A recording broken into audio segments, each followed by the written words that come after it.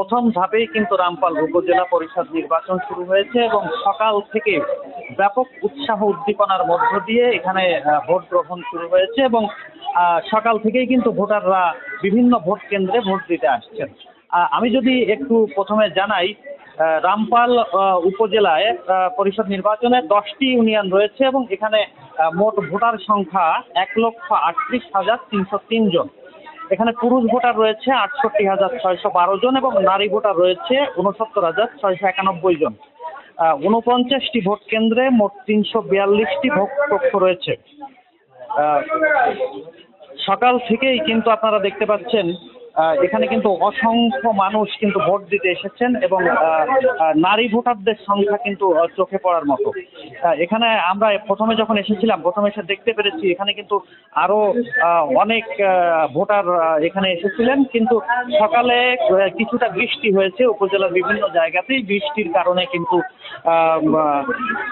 সকালে কিছুটা সময় ভোটাররা ভোট দিতে আসতে পারেনি এবং সেখানে কিন্তু মানুষ বেশ কয়েকটি ভোট কেন্দ্র কিন্তু মোটামুটি ভোটারদের উপস্থিতি একেবারেই কম ছিল, কিন্তু যখন বৃষ্টি থামলো এবং বৃষ্টি থামার পরপরই কিন্তু সেই ভোট কেন্দ্রগুলোতে আবারও কিন্তু সেই ভোটারদের ব্যাপক উপস্থিতি দেখা গেছে।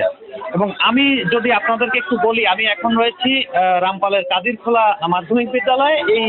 এই যে ভোট কেন্দ্রটি দেখতে পাচ্ছেন, এই ভোট কেন্দ্রটিতে মোট ভোটার রয়েছে 3,703 জন।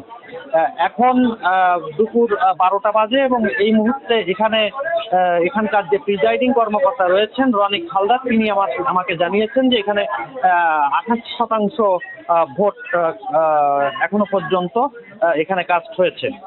তো তিনি আমাকে আরো বলেছেন যে এই মুহূর্তে দুপুরের টাইম, অনেকে বাড়িতে বিভিন্ন কাজ থাকে, যে কারণের জন্য পরে কিন্তু ভোটারদের আরো সংখ্যা বাড়তে পারে।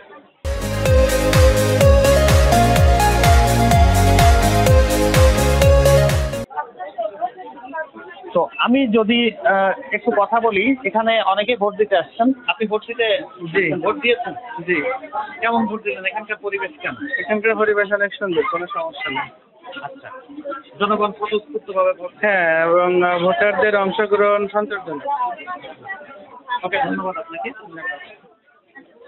তো এটি ছিল রামপাল থেকে উপজেলা পরিষদ নির্বাচনের সর্বশেষ তথ্য। অমিত পাল, মোহনা টেলিভিশন।